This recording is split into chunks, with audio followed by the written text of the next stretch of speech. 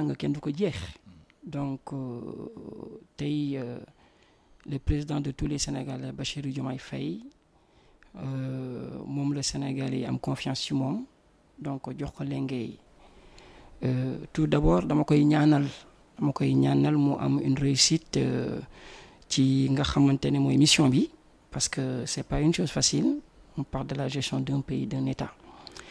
di ko ñaanal yàlla mu trouver les hommes bons qu'il faut aux places qu'il faut bu ko defee yéen bi mën a oyof et puis Sénégal yi mën ci gis seen bopp kooku ñaan la c'est le souhait parce que bu ci succès amee suñu succès la bu ci réussite amee réussite tous les Sénégalais la bu ñu génnee ci loolu mooy que ne aujourd'hui génn nañu ci plus de 100 jours de gestion mon sentiment personnel kooku ça m'engage kooku c'est mon opinion mooy que ne on est en face d'un gouvernement qui tâtonne un gouvernement mais nag c'est pas étonnant parce que mënuñu ci sori sax parce que doon na gën a yomb bu ñu premier ministre bi waxoon fu mu jëm bu defoon sa déclaration de politique générale génne ñu feuille de route am bu boobaa dinañ ci mën a wax dinañ ci mën a xuus mais tey on est dans un flou total te flou total boobu moom moo ko bëgg moom moo ko indi parce que tout simplement moo jiitu te joxoñul fa nga xamante ne far nañu war a jëm mais néanmoins nañ ko ñaanal yàlla pour le moment parce que mënuñu gën ci sore xamuñu kii jiitu bu waxul yoon bi mu jëm ak naka la fay demee pour nga commenter ci dafay xaw a metti mais ñu ñaanal ko yàlla qu'il voit plus clair ñu ñaanal ko yàlla mu am les hommes nécessaires qu'il faut mais aujourd'hui li ma gis daal dalul sama xel te tey na sama xel aussi bu baax a baax. d'accord donc bu ñu la déggee maanaam jàpp nga ni gouvernement fu mu nekk nii daanaka comme ni nga ko waxee dañuy tâtonner. Mais fondamentalement dafa ne dëgg naa le premier ministre naan dañ ne woon duñu mënuñu wàññi dund gi mujjee nañ ko wàññi yow loolu na nga koy waxee parce que aussi wàññi dund bi defe naa loolu aussi c'est factuel. waaw Sidibé c'est une bonne chose parce que xam nga nit ki kenn du ko xeebal bësam comme ni ko Wolof di waxee wàññi bi bari nag tuuti na am na ci Sénégalais yoo xamante ne impacté na leen positivement.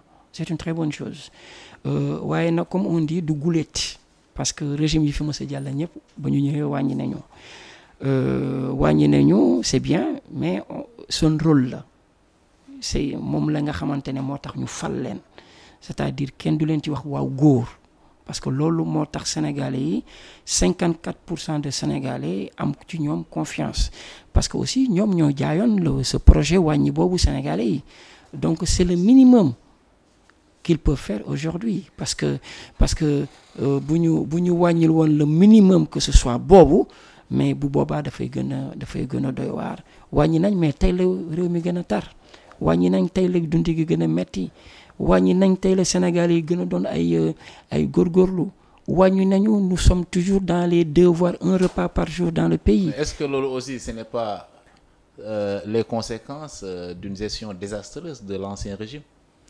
On ne peut plus parler d'ancien régime aujourd'hui mais il y aura des soubassements forcément si ñoom nu ñu yore réew mi mais dañu am gouvernement bu bees dañu war sax di bàyyi di wax Macky Sall dañu war di bàyyi di wax Benno Bokk Yaakaar dañu war a bàyyi di wax APR parce que du conséquence tey jii dañu am njiit gu bees muy le président Bassirou Diomaye Faye moo yor ligne de conduite bi tey jii dañ ko jox lenge yi ne ko doxalal moom mu ne mën na doxal mu vendre ñu son produit mais produit boobu mu jaay Sénégalais yi ba 54% des Sénégalais jënd ko wóolu ko jox ko lañ ko naan loolu lan la Sénégalais yi di xaar c'est ça l'essentiel Sidibé gis nga ab réew bu fo la gestion d'un pays c'est pas un jeu on tâtonne pas avec un pays gis nga li tubaab bi naan gouverner c'est prévoir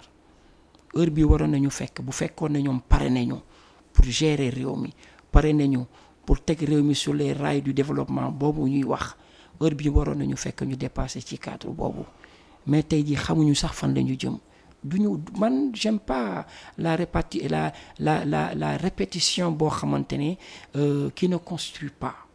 J'aime pas ça parce que bëgguma di wax ci wax joo xamante ne du am njëriñ mais tey jii les Sénégalais qu'est-ce qu'ils veulent? Les Sénégalais ils veulent travailler pour les jeunes. Les Sénégalais qu'est-ce qu'ils veulent? Ils veulent manger à leur faim. Les Sénégalais qu'est-ce qu'ils veulent? Ils veulent se soigner quand ils sont malades. Les Sénégalais qu'est-ce qu'ils veulent? Seen doom yi dem jàngi mais tey jii loolu yëpp dafa sooxe ci réew mi mënuñu continuer di ko teg ci ancien régime bi ñun suñu régime ba ñu fi nekkee di accompagner le président Macky Sall dañu ne la ñuy def baaxul pourtant naam baaxoon na tey la ñuy soog a xam ne baaxoon na parce que tey am nañ ce qu'on appelle un produit comparatif de ce qu'on faisait hier et ce qu'ils sont en train de faire aujourd'hui et ñu xool que ne tey jii différence bi rëy na lool xam nañ ne ñun lañ doon liggéey amoon nañ njëriñ bu baax a baax. mais la différence en est que vous avez eu 12 ans ñoom ils sont à 3 mois donc comparatif foofu dafay xaw a doy waar quoi. ñu jël suñuy 3 mois de gestion au début en 2012. Le contexte aussi. Mais le contexte est le même c'est-à-dire on est dans le même pays et d'ailleurs bee sax moo gënoon metti bee moo gënoon metti parce que bële ni mu gën a woon metti mooy que ne bee dama jàkkaarloo woon ak ay nit ñoo xamante ne dama daan ànd ak ñoom di liggéey ci la doon gën a metti parce que président Macky Sall faisait partie du régime d'Abdoulaye Wade. Président Macky Sall avait gagné le régime d'Abdoulaye Wade. Mais il faut qu'on admette aussi en 2012 il n'y avait pas la guerre entre l'Ukraine et la Russie. Il n'y avait pas aussi l'effet Covid-19 en fait. Mais on était au lendemain du subprime. xaw ma ndax yaa ngi koy fàttaliku ou pas. Cette fameuse crise financière bi nga xamante ne moo impacté woon les États-Unis et impacté le monde entier. Qui avait fait même que même nos dettes, les intérêts de nos dettes avaient explosé. L'assiette de la dette avait explosé à l'époque. Parce que dollar bi après dafay jékki-jékki yéeg d'une façon boo xamante ne musiba la. Donc les termes de remboursement dafay gën a cher. Si nous savons que le dollar était à l'époque et continue toujours d'être la monnaie de l'économie mondiale.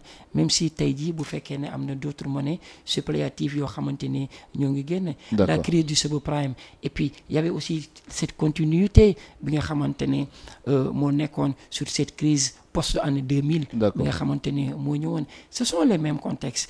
Et puis vous savez.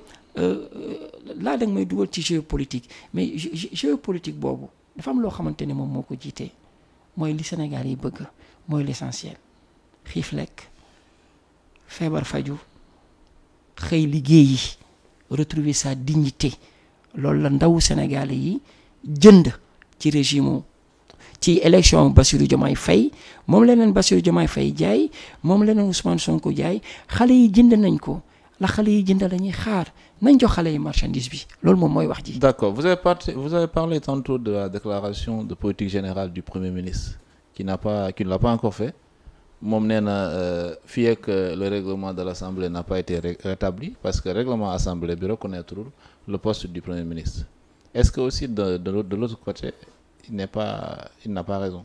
Man je vois Ousmane Sonko, notre Premier ministre, comme un gentleman politique. Mais franchement là il a été petit parce que affaire déclaration de politique générale affaire gentleman en politique là il faut avoir le courage politique pour le faire dama ne il faut avoir le courage de le faire quand tu vois tey jii Amadou Ba ki nga xamante ne moom laa accompagné durant les élections présidentielles jàppale ko au niveau de Dakar du Sénégal et de la Médina mais Amadou Ba mais il a affronté les députés de PASTEF d'ailleurs boobu la nit ñi di fàtte. Il a sué Amadou Ba quand il était parti faire sa déclaration de politique intérieure. Mais il a eu ce courage politique. Il a pris sa dignité à 2 mains. Dem jàkkaarloog les députés de PASTEF, virulents qu'ils sont, avec toutes les conséquences yi nga xamante ne xamoon nañ dañ ko fekki, jusqu'à ce que sax une possibilité de motion de censure de son poste de Premier ministre waa PASTEF brandé ko ci kaw. Malgré tout ça, il a eu ce courage d'aller à l'Assemblée nationale parce que Amadou Ba ne voulait pas faillir face à cette politique cette déclaration de politique générale parce que tous les premiers ministres qui sont passés au Sénégal sont passés par là. C'était pas à lui de faillir. Ousmane Sonko il doit pas faillir. Il doit y aller et il doit le faire. Maintenant règlement intérieur de l'Assemblée nationale mais am na lu ko mag am na lu ko sut mooy l'article du Conseil constitutionnel par exemple gis nga. mais sans vous interrompre mais en fait le règlement intérieur aussi de l'Assemblée, c'est quelque chose qui est très très sérieuse en fait. Mënuñu ne dans une assemblée bi nga xam ne ñoom ñoo war a recevoir ki nga xam ne moo war a def déclaration de politique générale, alors que cette même assemblée là, la loi ne reconnaît pas le poste du prince. Sidibé. Loolu c'est problématique, grand. Si on remet en cause. Mais grand aussi dafa am li nga xam ne aussi pour man mënoon na régler situation bi. Qu'est-ce qui leur empêche de régler cela et de le rétablir? Waa ji ñoo def politique nga xam ne lay dootul amati. Aujourd'hui, le problème est réglé. Parce que le président Diomaye Faye a discuté avec le président de l'Assemblée nationale. Ah, voilà. Ils ont discuté avec les présidents des différentes commissions. Waxtaan nañu, juboo nañu, ils ont trouvé un consensus. Donc, ils ont remis la balle entre les mains du président de la République, Bassirou Diomaye Faye.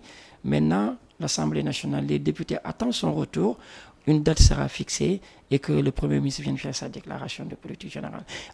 Tout ce temps qu'on a perdu, je dis bien, tout ce temps qu'on a perdu, jusqu'à ce que le Premier ministre jóg sax ba naan dina def une déclaration de politique générale dans une assemblée de, je ne sais pas comment même il appelle ça, populaire, ainsi de suite, ainsi de suite. Voilà encore une action, voilà encore une façon de faire qui va affaiblir nos institutions. Et ce qui m'amène à me poser une question. Le Premier ministre du Sénégal, qu'est-ce qu'il veut? Est-ce qu'il veut avoir un pays avec des institutions fortes? Ou bien est-ce qu'il veut avoir un pays avec des institutions qui seront affaiblies, ak institutions yoo xamante ne kenn du leen jox cër, ak institutions yoo xamante ne kenn du leen jox seen gëdd? Voilà l'erreur à ne pas faire. Et quand j'avais compris cette notion de rupture qu'il incarnait, quand il était dans l'opposition, voilà un monsieur, chef d'opposition à l'époque, chef de parti politique à l'époque, qui disait que le président Macky Sall avait bâillonné les institutions du Sénégal, qui disait que le président Macky Sall ne respectait pas les institutions du Sénégal, alors qu'aujourd'hui, à juste 3 mois qu'il dirige le gouvernement du Sénégal, on le voit sur les pas qui sont encore pires de bâillonnement d'une institution, mais pousser à ce que les Sénégalais puissent discréditer une institution. Non, je dis non. Il faut qu'on voit l'intérêt majeur, l'essentiel, moi, le Sénégal. Moi, ëpp njëriñ que ces intérêts partisans de partis politiques et autres. D'accord. On a vu hier, avant-hier, je pense,